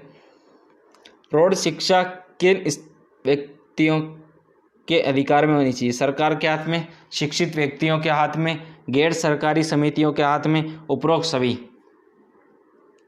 यदि कोई अभिभावक, तो यहाँ पे ऑप्शन नंबर सी गैर सरकारी समितियों के हाथ में, यहाँ पे इसका करेक्ट आंसर है। अगला प्रश्न है, यदि कोई अभिभावक आपसे मिलने कभी नहीं आता तो आप क्या करेंगे? बालक को दंड देना प्रारंभ करेंगे, बालक पर ध्यान नहीं देंगे, उनसे स्वयं मिलेंगे, अभिभावक को लिखेंगे। तो यहाँ पे अभिभावक को लिखेंगे, यहाँ पे करेक्ट आंसर है। शिक्षकों के बीच संघर्ष का सबसे दूषित परिणाम होता है शिक्षण समय में कमी, छात्रों का व्यवहार बिगड़ जाना, पाठ्य सामग्री, पाठ्य सहगामी क्रियाएं प्रभावित होना, प्रधान अध्यापक तथा अध्यापकों का संबंध खराब हो जाना, छात्रों का व्यवहार बिगड़ जाना। यहाँ पे इसका ऑप्शन नंबर 20 का करेक्ट आंसर है। छात्रों में अनुशासन बनाए रखने के लिए एक शिक्षक की कौन सी भूमिका सराहनीय है? शिक्षक की अपनी योग्यता, शिक्षक का विचार, शिक्षक का व्यक्तित्व, शिक्षक की कक्षा की प्रबंध की क्षमता। तो यहाँ पे ऑप्शन नंबर डी यहाँ पे करेक्ट आंसर है। किस विद्वान ने कहा था कि शिशु का मस्तिष्क कोरी स्लेट होता है? तो यहाँ पे रूसो, प्लेटो, एडलर, बटलर। तो यहाँ पे प्लेटो। किस विद्वान ने सीखने के 5 चरण बताए? तो यहाँ पे हर्बर्ट है जो इन्होंने 5 चरण बताए सीखने के। अनुशासन भंग करने वाले छात्र को दिया गया दंड ऐसा होना चाहिए, भय के कारण कोई छात्र अनुशासन भंग न करे, वह छात्र हमेशा उनकी याद करके काम जाए, दंड दे पाने वाला छात्र अपने को सुधार ले, स्कूल वर्ग में उसकी चर्चा हो। तो ऑप्शन नंबर सी, दंड पाने वाला अपने आप को सुधार ले। किंडरगार्टन स्कूल सबसे पहले किस देश में खोले गए? तो यहाँ पे है जर्मनी, यहाँ इसका करेक्ट आंसर है। भाषा सीखने का प्रभावी उपाय, पाठ्य पुस्तकें पढ़ते रहना, सहायक पुस्तकें पढ़ते रहना, अखबार पढ़ना या वार्तालाप करना। तो यहाँ पे जो करेक्ट आंसर है ऑप्शन नंबर डी है, वार्तालाप करना। यहाँ पे करेक्ट आंसर है वार्तालाप करना।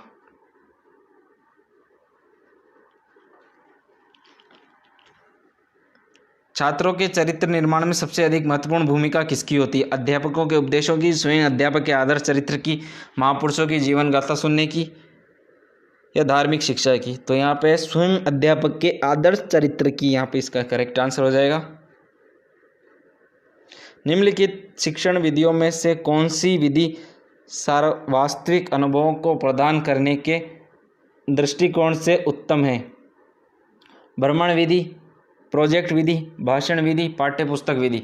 तो यहाँ पे है भ्रमण विधि।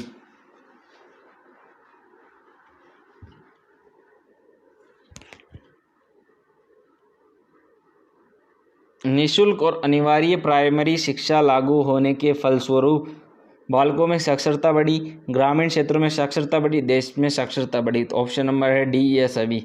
नर्सरी स्कूलों की शुरुआत किसने की? डाल्टन, जानव, डेवी, फ्रोबेल, एनी बेसेंट। तो ये फ्रोबेल, यहाँ इसका करेक्ट आंसर। शिक्षा के क्षेत्र में सर्वाधिक महत्वपूर्ण तत्व अभिरुचि है, ये विचार किसका था? रूसो, मरिया मॉन्टेसरी, मैकडूगल या टीपी नन। तो यहाँ पे टीपी नन इसका करेक्ट आंसर है। आजकल के आवासीय स्कूलों की तरह भारतीय पद्धति के स्कूल थे, मदरसे, आश्रम, गुरुकुल, मकतब। तो यहाँ पे गुरुकुल करेक्ट आंसर है। भारत में स्त्री शिक्षा के एक महान समर्थक थे महात्मा गांधी, रविंद्रनाथ टैगोर, कार्वे, अरविंदो। तो यहाँ पे जो करेक्ट आंसर है वो है कार्वे, इसका यहाँ पे करेक्ट आंसर हो जाएगा दोस्तों। बच्चों का प्रथम अध्यापक कौन था? उनका अपना चेतन मन, उनका पर्यावरण, उनके माँ बाप या अध्यापक? उनके माँ बाप, जो परिवार है वो बच्चों का अध्यापक होता है। माँ बाप है, उनको वहाँ पर पहली शिक्षा मिली थी है, सबसे पहले उनके गुरु माँ बाप ही होते हैं। शिक्षण का कार्य हर व्यक्ति कर सकता है, हर व्यक्ति के वश का नहीं है। पढ़ा लिखा व्यक्ति कर सकता है, बहुत से शिक्षक भी नहीं कर पाते। तो यहाँ पे हर व्यक्ति के वश का नहीं है। यहाँ पे इस प्रश्न का उत्तर यह है। सीखने का मुख्य तत्व है सीखने की इच्छा, अनुकूल परिवेश, प्रेरणा, ये सभी। तो यहाँ पे है, तो ये सभी इसका करेक्ट आंसर है। अच्छे शिक्षक को किसका ज्ञान होना चाहिए? शिक्षा, मनोविज्ञान, बाल मनोविज्ञान, व्यवहारिक मनोविज्ञान, ये सभी। तो यहाँ पे इसका थोड़ा आंसर मिसप्रिंट हो चुका है दिया दोस्तों। यहाँ पे सभी का ज्ञान होना चाहिए, आंसर में यह सभी ऑप्शन नंबर यहाँ पे डी आना चाहिए। अच्छे शिक्षक को ज्ञान होना चाहिए, शिक्षा का, बाल व्यवहारिक मनोविज्ञान। यहाँ पे सही आंसर ऑप्शन नंबर डी है। यहाँ पे डेवी के अनुसार शिक्षा एक सामाजिक आवश्यकता है, व्यक्तित्व आवश्यकता है, मनोवैज्ञानिक आवश्यकता है, सैद्धांतिक आवश्यकता है। तो यहाँ मनोवैज्ञानिक आवश्यकता। खेल के माध्यम से शिक्षा मनोवैज्ञानिक है, ये इसका यहाँ पे करेक्ट आंसर है। शिक्षा की खेल विधि का अर्थ है खेल क्रियाओं द्वारा मनोरंजन, खेल की शिक्षा, क्रियाशीलता पर जोर। तो इसका करेक्ट आंसर है खेल क्रियाओं द्वारा। पाठ योजना तभी सही बन सकेगी जब शिक्षक को छात्र के पूर्व ज्ञान का पता हो, विभिन्न शिक्षण विधियों का ज्ञान हो, शिक्षण सिद्धांतों का ज्ञान हो, और ये सभी। तो यहाँ पे ये सभी इसका करेक्ट आंसर है। अभ्यास से क्या होता है? ज्ञान प्राप्त, इंद्रियों का प्रशिक्षण होता है, याद होता है, गृह कार्य नियमित करने की आदत होती है। तो यहाँ पे है ज्ञानेंद्रियों का प्रशिक्षण होता है, यहाँ पे करेक्ट आंसर है। छात्रों के आवेगों का दमन करने से संभवतः वे अनुशासन मानने लगे, उनमें विद्रोह भावना पनपने लगेगी, उनकी सृजनात्मक शक्ति कुंठित हो जाती है। ऑप्शन नंबर डी, बी और सी। उनमें विद्रोह भावना पनपने लगती है, उनकी सृजनात्मक शक्ति कुंठित हो जाती है। यहाँ पर इसका करेक्ट आंसर है बी और सी। शिक्षा में परियोजनवाद की विचारधारा का प्रवर्तक कौन था? किलपैट्रिक, पेस्ट्रोलॉजी, विलियम जेम्स या जॉन डीवी? तो यहाँ पे विलियम जेम्स इसका करेक्ट आंसर है। शिक्षण की डाल्टन विधि आरंभ करने का श्रेय डॉक्टर डाल्टन, पार्कहर्स्ट, किलपैट्रिक, पेस्ट्रोलॉजी? तो यहाँ पे इसका करेक्ट आंसर है ऑप्शन नंबर बी है। ए नहीं है कि यहाँ पे बी इसका करेक्ट आंसर, ए यहाँ पे गलत है। ग्रीन कर रखा है मैंने, आप समझ जाओगे वैसे तो। शिक्षा मनोविज्ञान का जनक किसे कहा जाता है? हर्बर्ट स्पेंसर, पेस्ट्रोलॉजी या डीवी? तो इसका एक करेक्ट आंसर है वो यहाँ पे है हर्बर्ट, ऑप्शन नंबर ए। बच्चों के लिए सबसे उच्चतम शिक्षक वह है जो स्वयं बालक जैसा हो, यह कथन किसका है? मैकेन, अरस्तु, रूसो, जॉन लॉक? तो ऑप्शन नंबर ए यहाँ पे है मैकेन जो है इसका करेक्ट आंसर है। कक्षा में संप्रेषण की शक्तिशाली बाधा है। बाहरी हस्तक्षेप, शिक्षण सामग्री का अभाव, शिक्षक के स्तर पर भ्रांति, कक्षा में शोरगुल? शिक्षक के स्तर पर भ्रांति, ऑप्शन नंबर सी। यहाँ पे मैंने ग्रीन कर रखा है इसको आप चलिए अलग से, ताकि आपको आंसर देखने में दिक्कत नहीं आए। वीडियो को आप अच्छे से देख सकते हैं। मैं यहाँ पे आपको टिक करके भी नहीं बता रहा, तो कि जल्दी आपको ये बता सकूँ कि कम समय में आपको सही बहुत सारे अधिक मैटर आपको यहाँ पर दे सकूँ, इसलिए टिक करें। कोई बात नहीं, मैं आपको यहाँ पर आंसर बिना टिक करके बता रहा हूँ। शिक्षक के क्षेत्र में आप पर इसका करेक्ट आंसर है, ग्रीन कर रखा है मैंने यहाँ पे आंसर को। प्रभावकारी शिक्षण फलन है स्पष्ट एवं यथातथ्य संप्रेषण का, उचित कक्षा अनुशासन का, नियमित अध्ययन का, कक्षा में अविलंब नियमित रूप से आना? तो इसका है करेक्ट आंसर स्पष्ट एवं यथातथ्य संप्रेषण का यहाँ पर करेक्ट आंसर है। छोटे बच्चों के लिए शिक्षा का माध्यम होना चाहिए मातृभाषा, अंग्रेजी भाषा, क्षेत्रीय भाषा, राष्ट्रभाषा? तो यहाँ पे मातृभाषा इसका करेक्ट आंसर है। संदर्भ पुस्तकों एवं अन्य पाठ्य सामग्रियों के अध्ययन से क्या लाभ है? ज्ञान में व्यापकता आती है, परीक्षा में अच्छे अंक आते हैं, आनंद प्राप्त होता है, निर्णय शक्ति का विकास? तो यहाँ पे जो करेक्ट आंसर है ऑप्शन नंबर ए है, ज्ञान में व्यापकता आती है, ये यहाँ पे इसका करेक्ट आंसर है। गणित शिक्षण के लिए निम्न में से कौन सी संप्रेषण रणनीति सर्वाधिक उपयुक्त है? तो यहाँ निरंतर गद्य रणनीति, निर्णय तालिका, एल्गोरिथम, स्वन्वेषण रणनीति? तो यहाँ पे ऑप्शन नंबर सी एल्गोरिथम यहाँ पे इसका करेक्ट आंसर है। आगे हम प्रश्न की ओर बढ़ते हैं। छात्रों में आपराधिक प्रवृत्ति एवं युवा अपराध का प्रमुख कारण आवश्यकता की पूर्ति न होना, मानसिकता मंदता, कुसुमायोजन? तो ये सभी इसका करेक्ट आंसर है।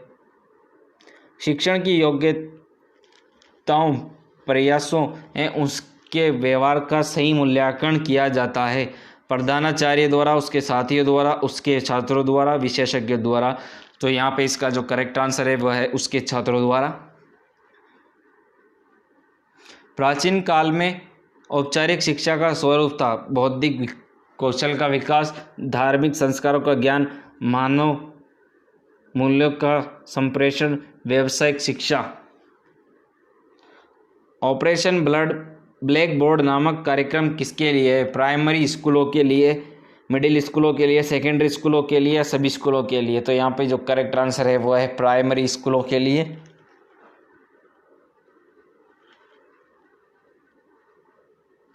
स्कूल अनुशासन में निम्न में से किससे प्राथमिकता दी जाती है?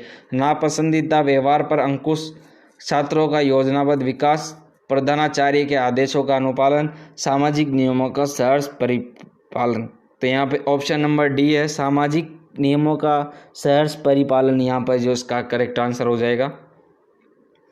आधुनिक अनुशासन का मौलिक दर्शन है होना इच्छित व्यवहारों का पूर्वानुमान, नियमों का कड़ाई से पालन, स्वस्थ मार्गदर्शन एवं परामर्श, स्कूलों का शोर मुक्त? तो यहाँ स्वस्थ मार्गदर्शन एवं परामर्श, ऑप्शन नंबर सी यहाँ पे इसका करेक्ट आंसर है। शिक्षण के किस गुण को छात्र सबसे अधिक पसंद करते हैं? उसकी निष्पक्षता, उसका रोब, उसकी समय की पाबंदी, उसकी अनुशासन प्रियता?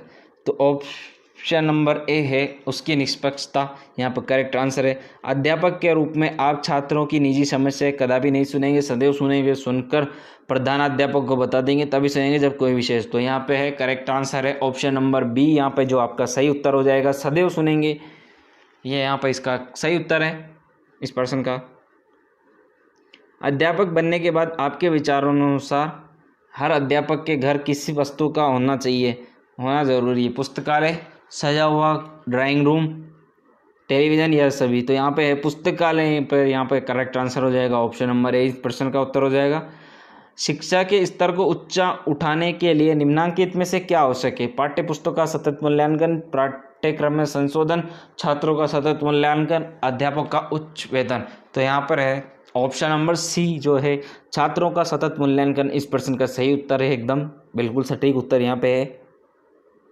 अध्यापक का कार्य छात्रों में पढ़ाई के प्रति विश्वास पैदा करना है, लगाव पैदा करना है, आस्था पैदा करना है, अनुराग पैदा करना है।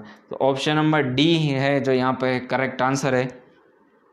कक्षा शिक्षण में दृश्य सामग्री का प्रयोग करने में आप किस बात का ध्यान रखें? उसे नाटकीय ढंग से प्रस्तुत करेंगे, उसके बारे में बच्चों को पहले से पता ना हो, वह बच्चों को अज्ञात से ज्ञात की ओर ले जाने वाली हो, या पाठ्य पुस्तक वस्तु के अनुरूप हो। तो ऑप्शन नंबर डी जो है जो पाठ्य पुस्तक के अनुरूप हो, यह यहाँ पर जो इसका प्रश्न का सही उत्तर हो जाएगा।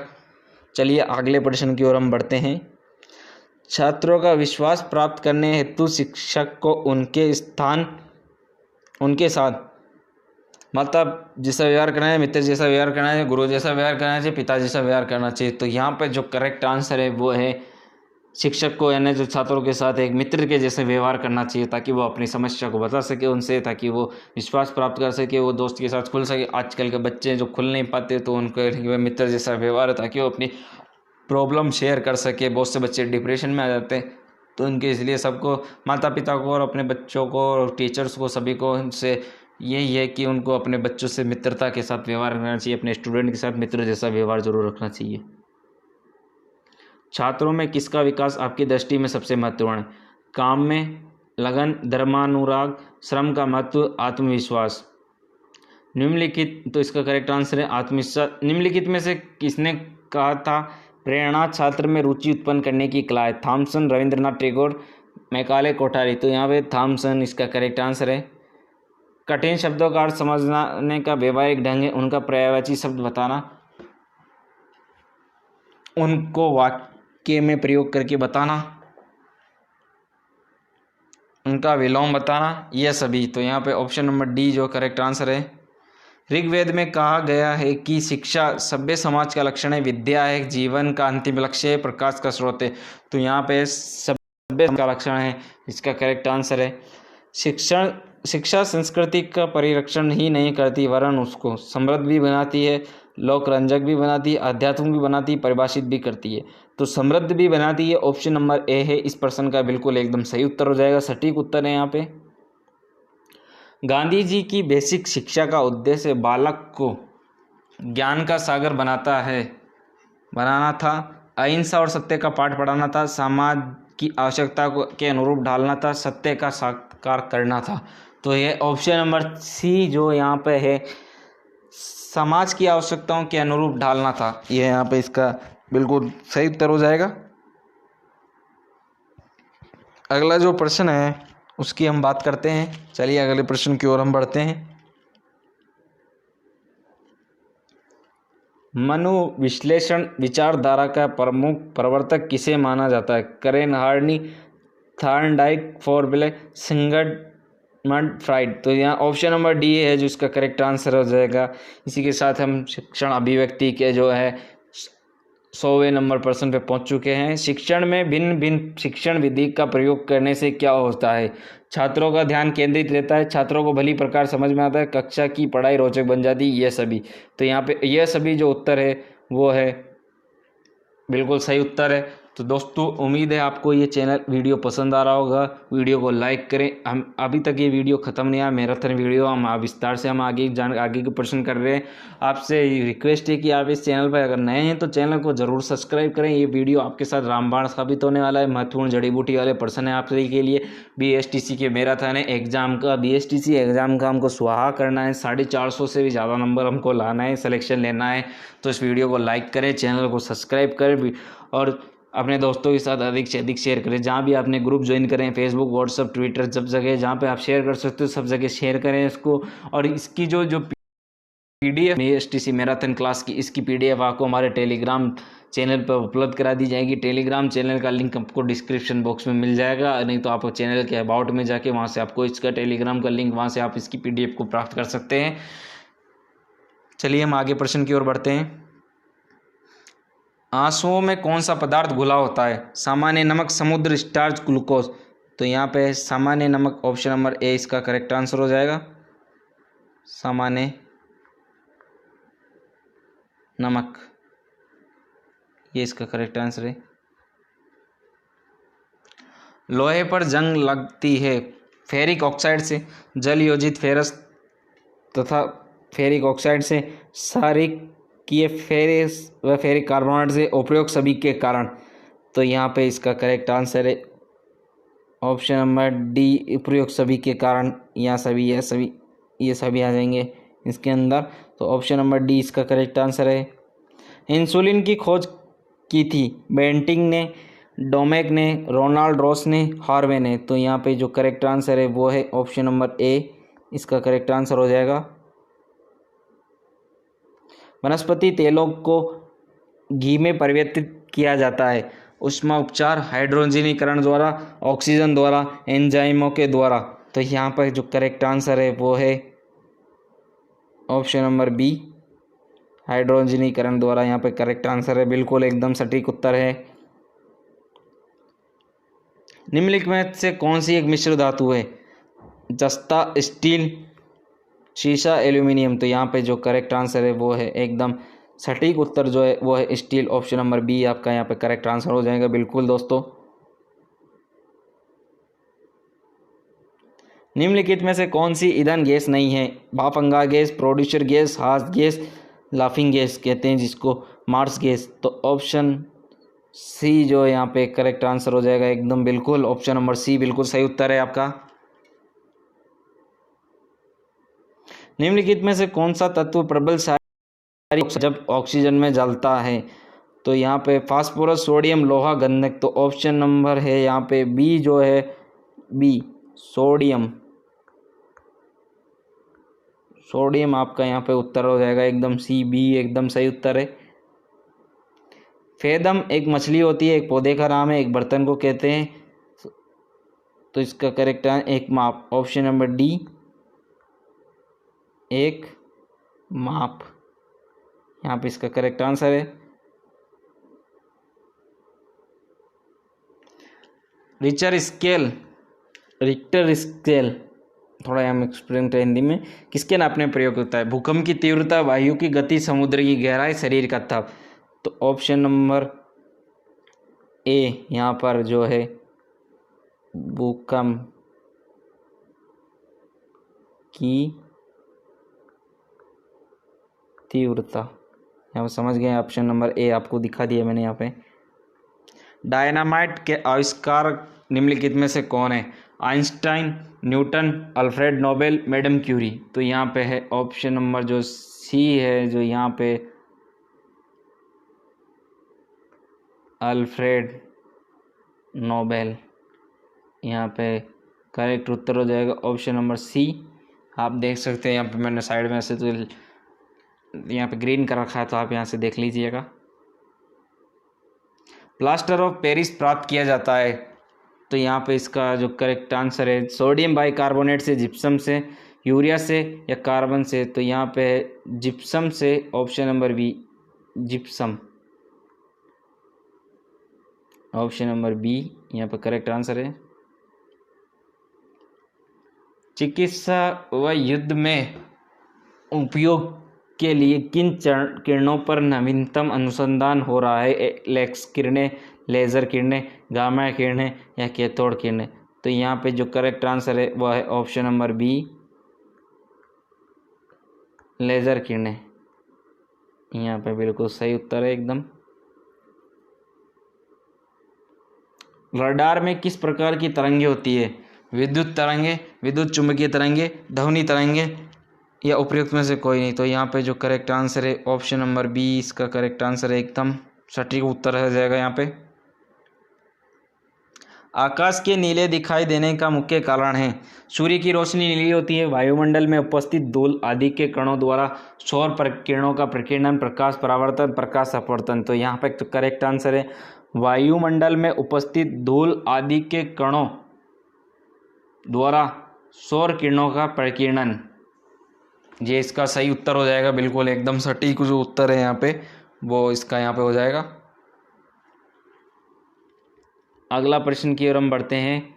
अगला जो प्रश्न है वो देख लीजिएगा आप यहाँ पे। तेज गति से आता हुआ वाहन हॉर्न बजाता है तो उसका पिच अधिक सुनाई देता है, उतना ही सुनाई देता है, अधिक सुनाई देता है, कम सुनाई देता है, पहले से कम? तो यहाँ पे है जो करेक्ट आंसर है अधिक सुनाई देता है, इसका करेक्ट आंसर है यहाँ पे। सूती और ऊनी रेशों में अंतर किया जाता है, सूती और ऊनी रेशों में अंतर किया जाता है। जो क्वेश्चन नंबर ए, छूकर जलाकर NaO से क्रिया करके H.SO से क्रिया करके। तो यहाँ पे है ऑप्शन नंबर बी, जलाकर। यहाँ पे करेक्ट आंसर है जलाकर।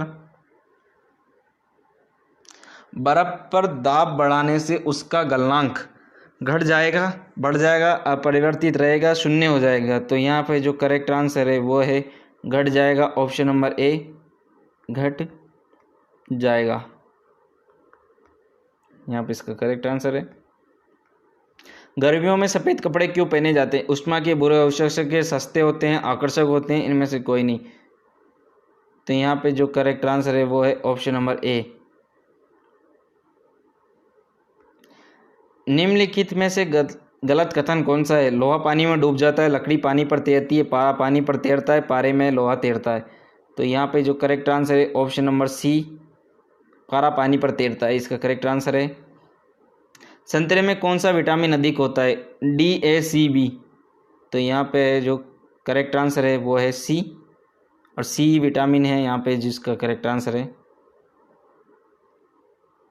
चमगादड़ अंधेरे में भी उड़ सकते हैं क्योंकि उन्हें सहायता प्राप्त होती है अल्ट्रावायलेट वेव से, अल्ट्रासोनिक वेव से, रेडिएशन से, स्पेशल रेटिना से। तो यहाँ पे जो करेक्ट आंसर है वो है ultrasonic wave, option number B यहाँ पे इसका करेक्ट आंसर है। बिल्कुल सटीक उत्तर है आपका यहाँ पे। एल्यूमिनियम किस खनिज से प्राप्त की जाती है? एल्यूमिनियम किस खनिज से प्राप्त की जाती है? मैनानाइट, एंथ्रासाइट, बॉक्साइट, थोरियम? तो यहाँ पे इसका जो करेक्ट आंसर है वो है option number C, bauxite, option number C. Black hole क्या है? निहारिकाएं, उल्काएं, सूर्य के धब्बे, इनमें से कोई नहीं? तो यहाँ पे इनमें से कोई नहीं, इसका करेक्ट आंसर है ऑप्शन नंबर डी। जल में स्थायी कठोरता का कारण है? Magnesium carbonate, calcium chloride, zinc chloride या कैल्शियम बाइकार्बोनेट? तो यहाँ पे इसका करेक्ट आंसर है calcium carbonate chloride, calcium chloride इसका करेक्ट आंसर है। कैलोरी की मापन इकाई है? कैलोरी की मापन इकाई है ऊष्मा, ठोस, तरल, ध्वनि? तो यहाँ पे जो करेक्ट आंसर है वो है ऊष्मा, इसका जो सही उत्तर है एकदम बिल्कुल। सूर्य उदय होते समय व डूबते समय लाल क्यों दिखाई देता है? प्रकीर्णन का कारण है यहाँ पे जो करेक्ट आंसर है ऑप्शन नंबर डी, इसका एकदम सही उत्तर है बिल्कुल, प्रकीर्णन के कारण। घरों में विद्युत संयंत्र जोड़े जाते हैं श्रेणी क्रम में, समांतर क्रम में, मिश्रित क्रम में, इनमें से कोई नहीं? तो यहाँ पे ऑप्शन नंबर बी जो है समांतर पैरेलल क्रम में जो इसका है बिल्कुल एकदम सही उत्तर हो जाएगा आप सभी का। लोहे में जंग लगना है एक भौतिकीय क्रिया, रासायनिक क्रिया, सामान्य क्रिया या इनमें से कोई नहीं? तो इसका जो करेक्ट आंसर है जो वो है रासायनिक क्रिया, इसका सही उत्तर हो जाएगा बिल्कुल एकदम। विद्युत बल्ब का फिलामेंट किसका बना होता है? क्रोमियम, टंगस्टन, तांबा, जस्ता। तो इसका करेक्ट आंसर है टंगस्टन।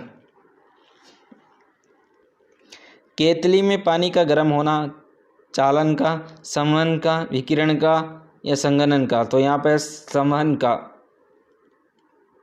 इसका बिल्कुल एकदम सही उत्तर हो जाएगा। एसआई में बल का मात्रक क्या है? जूल, न्यूटन, वाट, घन सेंटीमीटर। तो यहाँ पे न्यूटन इसका करेक्ट आंसर है। वायु क्या है? तत्व, मिश्रण, यौगिक, इनमें से कोई नहीं। वायु क्या है? तत्व, मिश्रण, यौगिक या इनमें से कोई नहीं। तो यहाँ पे इसका जो बिल्कुल करेक्ट आंसर है वो है मिश्रण, इसका सही उत्तर है एकदम। यांत्रिक ऊर्जा को विद्युत ऊर्जा में किसके द्वारा बदला जाता है? Transformer, ammeter, galvanometer, dynamo. तो यहाँ पे डायनमो है जो बिल्कुल एकदम सही उत्तर है आपका। यदि पृथ्वी पर से कोई चट्टान चंद्रमा पर ले जाई जाएगी तो उसके भार में कोई अंतर नहीं आएगा, उसकी मात्रा में कमी आएगी, उसके भार में कमी आएगी, उसके भार में वृद्धि होगी। तो यहाँ पे ऑप्शन नंबर जो सी है वो आपका सही उत्तर है, उसके भार में कमी आएगी। जी हाँ दोस्तों, यदि पृथ्वी पर से कोई चट्टान चंद्रमा पर ले जावी जाएगी तो उसके भार में कमी आएगी। सल्फर का उपयोग होता है डायनामाइट में, गन पाउडर में, बारूद में उपयोग सभी। जी हाँ दोस्तों, सल्फर का प्रयोग डायनामाइट में भी होता है, गन पाउडर में होता है, बारूद में भी होता है। बिल्ली को रात में अधिक दिखाई देता है, स्वभाववश, पुतली की विशेष बनावट की वजह से, दिन में नींद आने से, इनमें से कोई नहीं। तो यहाँ पे है पुतली की विशेष बनावट के कारण बिल्ली को रात में अधिक दिखाई दिया जाता है। जी हाँ दोस्तों, बिल्ली की आँखें चमकती है रात के अंदर, देखना आप जरूर एक बार। ऊष्मा की सबसे अधिक चालक कौन सी धातु है? सोना, एल्यूमिनियम, चांदी, पीतल। तो यहाँ पे है चांदी जो है ऊष्मा की सबसे अधिक चालक धातु है। गर्मी में मकान को सफ़ेद रंग से पुतवाना क्यों पसंद है करते हैं? आँख को अच्छे लगते हैं, ऊष्मा के कुचालक होते हैं, ऊष्मा के अच्छे परावर्तक होते हैं, ऊष्मा के सुचालक होते हैं। तो यहाँ पे ऊष्मा के अच्छे परावर्तक होते हैं।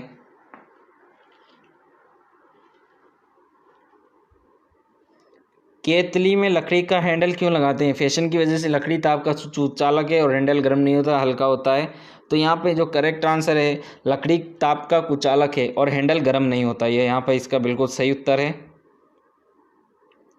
एक ही ताप एवं दाब पर समान आयतन वाली गैसों में अणुओं की संख्या समान होती है, निम्नलिखित में यह नियम कौन सा है? एक बार फिर से प्रश्न रिपीट करते हैं। एक ही ताप एवं दाब पर समान आयतन वाली गैसों में अणुओं की संख्या समान होती है, निम्नलिखित में से यह नियम कौन सा है? बोयल का नियम, चार्ल्स का नियम, गै-लुसाक का आयतन संबंधी नियम, एवोगैड्रो की परिकल्पना का नियम। तो यहाँ पे ऑप्शन नंबर डी है, एवोगैड्रो की परिकल्पना का नियम, यहाँ पे करेक्ट आंसर हो जाएगा। बायोगैस का मुख्य अवयव है, बायोगैस का मुख्य अवयव है इथेन, अमोनिया, मीथेन, एलिथीन। तो यहाँ पे मीथेन जो है इसका बिल्कुल सही उत्तर है।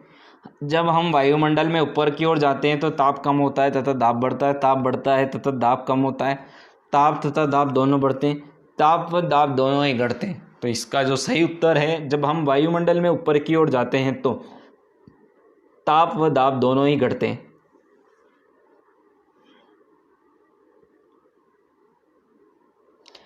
नेत्र के लेंस में फोकस दूरी किसके द्वारा सही रखी जाती है? रेटिना के द्वारा, आइरिस के द्वारा, सिलेरिया मांसपेशिया के द्वारा, कार्निया के द्वारा। तो यह सिलेरी मांसपेशिया के द्वारा नेत्र के लेंस में फोकस दूरी रखी जाती है, सही रखी जाती है।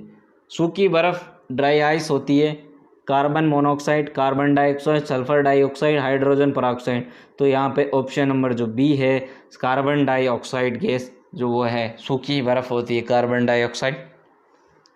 साधारण नमक का वैज्ञानिक नाम है sodium sulphate, sodium chloride, sodium bicarbonate, ammonium chloride. तो इसका जो सही उत्तर है वो है सोडियम क्लोराइड।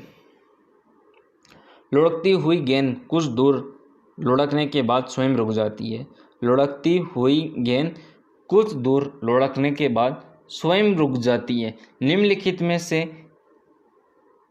किस कारण से? घर्षण बल, गुरुत्वाकर्षण, जड़त्व और उपरोक्त में से कोई नहीं। तो इसका जो करेक्ट आंसर है, बिल्कुल सही उत्तर है वो है आपका घर्षण बल, यहाँ पर इसका सही उत्तर हो जाएगा। संगमरमर किसका रूप है? शेल, नेस, चूना पत्थर, बलवा पत्थर।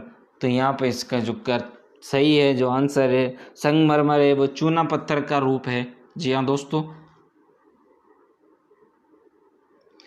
शहरों में तालाब का पानी शुद्ध ये कौन सी गैस प्रयुक्त की जाती है? Sulphur dioxide, chlorine, nitrogen, ammonia.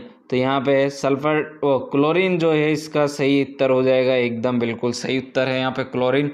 लोहे में जंग लगने का मुख्य कारण है? तो यहाँ पे ऑक्सीजन, हाइड्रोजन, नाइट्रोजन, नियॉन। तो ऑप्शन नंबर ए है ऑक्सीजन।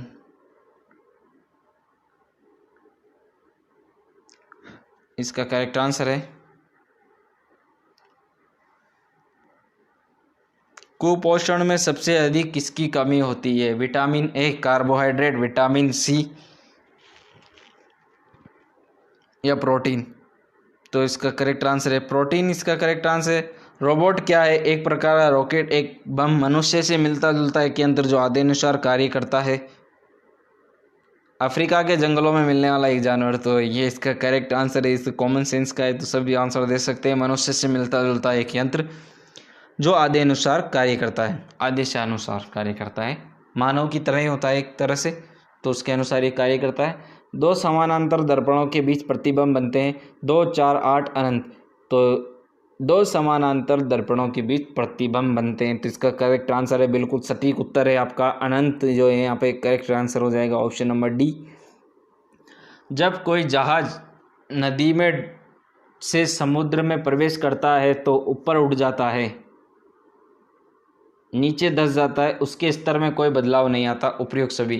तो इसका यहाँ पे करेक्ट आंसर है ऊपर उठ जाता है, बिल्कुल सही उत्तर है यहाँ पे।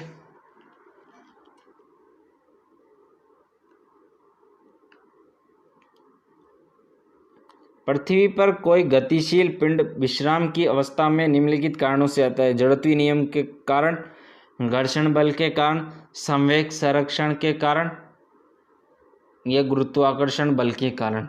तो यहाँ पे जो है घर्षण बल के कारण इसका करेक्ट आंसर है। क्या कारण है कि गेंद किसी ऊंचे स्थान पर अधिक उछलती है? क्या कारण है कि गेंद किसी ऊंचे स्थान पर अधिक उछलती है? क्योंकि ऊंचे स्थानों पर मैदानों की अपेक्षा वायुदाब अधिक होता है, क्योंकि ऊंचे स्थानों पर वायुमंडल विरल होने के कारण गेंद को कम प्रतिरोध का सामना करना पड़ता है, क्योंकि ऊंचे स्थानों पर गुरुत्वाकर्षण बल कम होता है, क्योंकि ऊंचे स्थानों पर वायुमंडल शुद्ध होता है। तो यहाँ पे जो करेक्ट आंसर है वो है ऑप्शन नंबर सी, क्योंकि ऊंचे स्थानों पर गुरुत्वाकर्षण बल कम होता है कि तो इस कारण गेंद किसी ऊंचे स्थान पर अधिक उछलती है। मात्रा के साथ निम्नलिखित में से कौन सा भौतिक गुण प्रभावित नहीं होता है? आयतन, द्रव्यमान, भार या घनत्व। तो यहाँ पे जो करेक्ट आंसर है बिल्कुल वो है आपका घनत्व। यहाँ पे बिल्कुल करेक्ट आंसर आ जाएगा। जब सूर्य की रोशनी किसी प्रिज्म से होकर गुजरती है तो बताइए निम्न में से किस रंग का अपवर्तन सबसे अधिक होता है? तो यहाँ पे है नीला रंग का जो अपवर्तन यहाँ पर सही होता है बिल्कुल। मैक नंबर संबंधित है ध्वनि की गति से, जलयान की गति से, हवाई जहाज की गति से, अंतरिक्ष यान से। तो यहाँ पर करेक्ट आंसर है हवाई जहाज की गति, बिल्कुल यहाँ पर करेक्ट आंसर है। जब कोई मनुष्य रोशनी से अंधेरे कमरे में घुसता है तो कुछ समय तक कुछ नहीं दिखाई देता, बाद में उसे दिखाई देता है, क्योंकि उसकी आँख की आइरिस सिकुड़ती है, उसकी आँख की आइरिस फैलती है, उसकी आँख के लेंस और रेटिना की दूरी बढ़ जाती है, उसकी आँख के लेंस की लंबाई बढ़ जाती है। तो यहाँ पर जो इसका जो करेक्ट आंसर है वो मेरे दोस्तों, मित्रों, भाई बहनों, इसका जो करेक्ट आंसर है उसकी आँख की आइरिस सिकुड़ती है, ये यहाँ पे इसका करेक्ट आंसर है। अब आगे हम प्रश्न की ओर बढ़ते हैं। बिजली के हीटरों में नाइक्रोम धातु का तत्व उपयोग में लाया जाता है क्योंकि इसकी प्रतिरोधकता अधिक होती है, इसका गलनांक अधिक होता है, इसमें अधिक शक्तिशाली विद्युत धारा प्रवाहित की जा सकती है, उपरोक्त सभी कारणों से। तो यहाँ पे है उपयुक्त सभी कारणों से इसका करेक्ट आंसर है। अब यहाँ पे कुछ हिंदी के प्रश्न है। त वर्ग का उच्चारण स्थान है, तो यहाँ पे इसका है करेक्ट आंसर दंत से। प वर्ग का उच्चारण स्थान ओष्ठ से, च वर्ग का उच्चारण स्थान तालु से है। वर्णों के समूह को क्या कहते हैं? वर्णों के समूह को क्या कहते हैं? वर्णमाला कहते हैं वर्णों के समूह को दोस्तों। श, त्र और गे ये तीनों कौन सा व्यंजन है? संयुक्त व्यंजन है। पुस्तक कौन सा शब्द है? तत्सम। विदेशत ये तो ऑप्शन है। आग कौन सा शब्द है? तद्भव शब्द है। पृथ्वी कौन सा शब्द है? तत्सम शब्द है। टेबल कौन सा शब्द है? विदेशत शब्द है।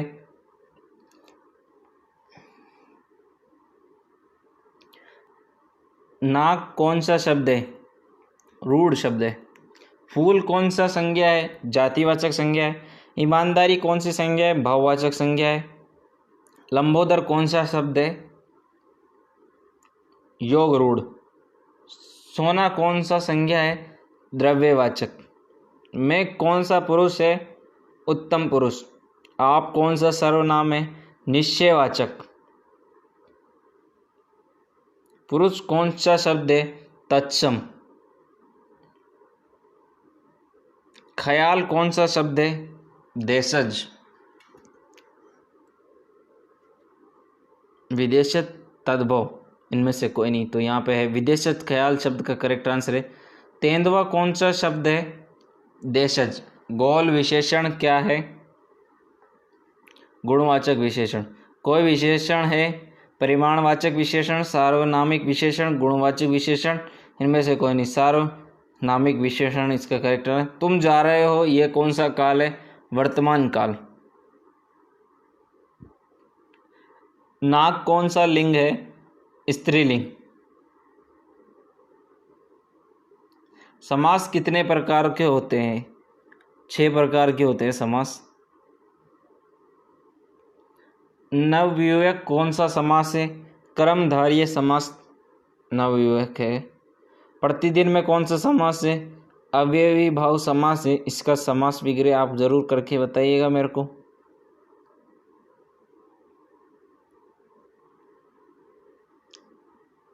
और एक और आपसे मैं पूछ रहा हूँ कि 19 के अंदर कौन सा समास है? 19 जो होता है इसमें कौन सा समास है? इसका मेरे को आप उत्तर कमेंट में ज़रूर बताइएगा दोस्तों। 19 में कौन सा समास है? देशभक्ति कौन सा समास है? तो यहाँ पे इसका करेक्ट आंसर तत्पुरुष समास है। नीलकंठ कौन सा समास है?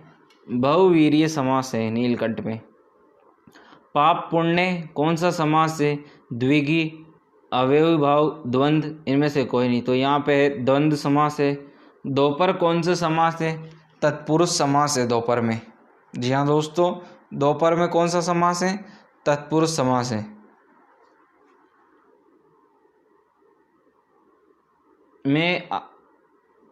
दोपहर में कौन सा समास है? द्विगु समास है। सॉरी, गलती से उत्तर गलत बता दिया। डी ऑप्शन है। मैं आज नहीं पढ़ूंगा कौन सा वाक्य है? निषेधवाचक वाक्य, विधिवाचक वाक्य, आज्ञावाचक वाक्य, संकेतवाचक वाक्य। तो यहाँ पे जो करेक्ट आंसर है निषेधवाचक वाक्य है, जो उसका करेक्ट आंसर है।